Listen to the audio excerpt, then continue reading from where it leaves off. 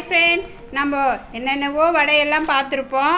வாங்க டிஃப்ரெண்ட்டாக இன்றைக்கி வாழைக்காய் வடை எப்படி செய்கிறதுன்னு சொல்லிட்டு பார்க்கலாம். வீடியோக்குள்ளே ஒரு வாழைக்காய் எடுத்து தோல் சீவிடுங்க.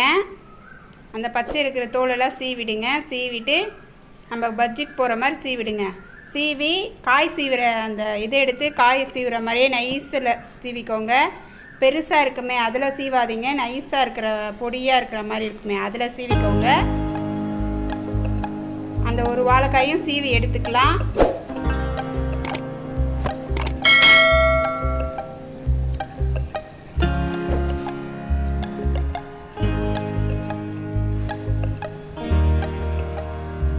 இது பாருங்க, சீவினா இவ்வளோ பொடி விழும். ஒரு வாழைக்காயுமே சீவி எடுத்துக்கணும். அதுக்கு தேவையான பொருள் எல்லாம் பார்த்துக்கலாம்.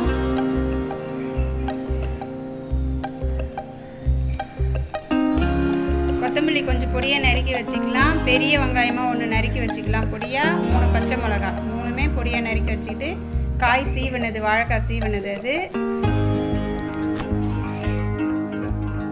ஒரு பூண்டு தோல் உரிச்சு வச்சுக்கலாம். 3 காஞ்ச மிளகா, சோம்பு ஒரு ஸ்பூன் வச்சுக்கலாம். இஞ்சி ஒரு துண்டு, ஒரு விரல் நீட்டுக்கு ஒரு துண்டு வச்சுக்கலாம். பருப்பு 200 கிராம் பருப்பு ஊற வச்சு வச்சுருக்கேங்க. 2 ஹவர் ஊறணும், அப்போ தான் நல்லாயிருக்கும்.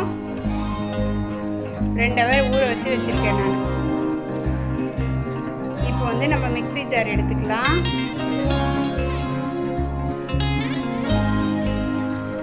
காஞ்ச மிளகாய், பூண்டு, இஞ்சி, சோம்பு இதெல்லாம் போட்டு அரைச்சிக்கலாம். நம்ம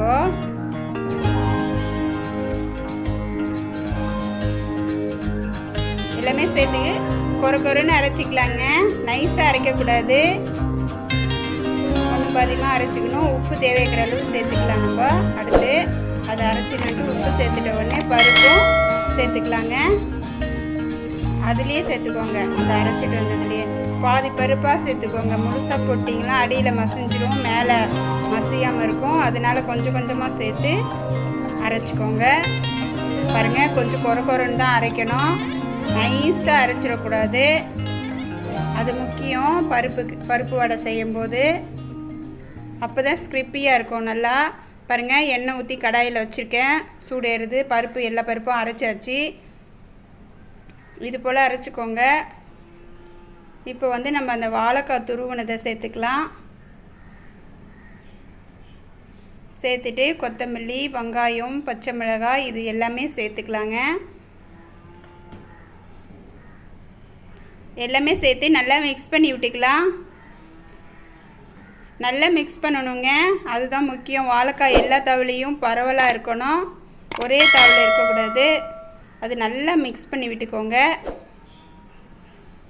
எண்ணெய் சூடு ஏறட்டும், அதங்காட்டியும் நம்ம இதெல்லாம் மிக்ஸ் பண்ணி ரெடி பண்ணிக்கலாம். உப்பு சரியாக்குதானு பார்த்துக்கோங்க. பச்சை மிளகாய் பிடிக்கலைன்னா விட்டுடலாம், காஞ்ச மிளகாய் கூட சேர்த்துக்கலாம், உங்கள் விருப்பம்தான். அதெல்லாம் ஒரு சிலருக்கு பச்சை மிளகாய் பிடிக்காது இல்லையா, அதனால் சொல்கிறேன். இதை நல்லா மிக்ஸ் பண்ணிவிட்டு ஒரு தட்டை எடுத்து வச்சு உருண்டை பண்ணிக்கலாம். உங்களுக்கு வேண்டியான சைஸ் உருண்டை பண்ணிக்கோங்க. மீடியமாக ஒரே சைஸாக எல்லாமே பண்ணிக்கோங்க. உருண்டை பண்ணி வச்சுக்கலாம்.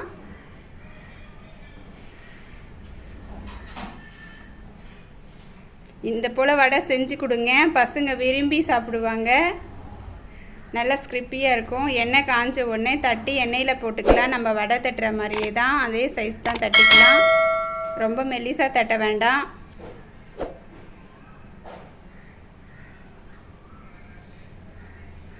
இடம் பிடிக்கிற அளவுக்கு வடையை சேர்த்துக்கலாம். அதில் தட்டி தட்டி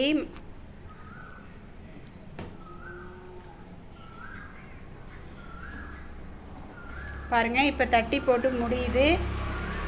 சரியாக போச்சு இடம். கொஞ்ச நேரம் வெந்த உடனே திருப்பி விட்டுக்கோங்க. வேவாததுக்கு முன்னே திருப்பினீங்கன்னா வடை உடைஞ்சிரும். வெந்த உடனே திருப்புங்க. பாருங்கள், நல்லா கலர்ஃபுல்லாக வெந்து வருது பாருங்கள். ரொம்ப நல்லாயிருக்கும் இந்த வடை, டிஃப்ரெண்ட்டாகவும் இருக்கும். இப்போ ஸ்கூல் ஓப்பன் ஆயிருச்சு இல்லைங்களா, இந்த மாதிரி சமயத்தில் ஈவினிங் வந்தோடனே ஸ்நாக் கேட்குவாங்க பசங்க. ஈஸியாக செஞ்சிடலாம். வாழைக்காய் இருந்தால் உடனே இந்த வடை செஞ்சிடலாங்க.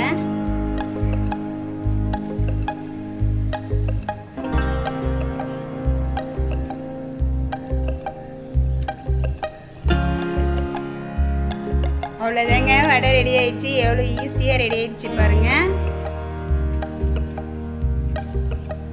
பருப்பு மட்டும் முன்னாடியே ஊற வச்சு வச்சுடுங்க. அவ்வளோதான். வந்தவுடனே சூடாக தட்டி போட்டு கொடுத்துடலாம். மீதம் இருக்கிற மாவையும் தட்டி விட்டுறேன்.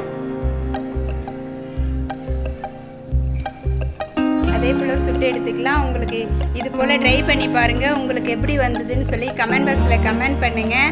புதுசாக பார்க்குறவங்களா இருந்தால் இந்த வீடியோ பிடிச்சிருந்தா சப்ஸ்கிரைப் பண்ணுங்கள், லைக் பண்ணுங்கள், ஷேர் பண்ணுங்கள், கமெண்ட் பண்ணுங்கள். வீடியோ பார்த்ததுக்கு தேங்க்யூ.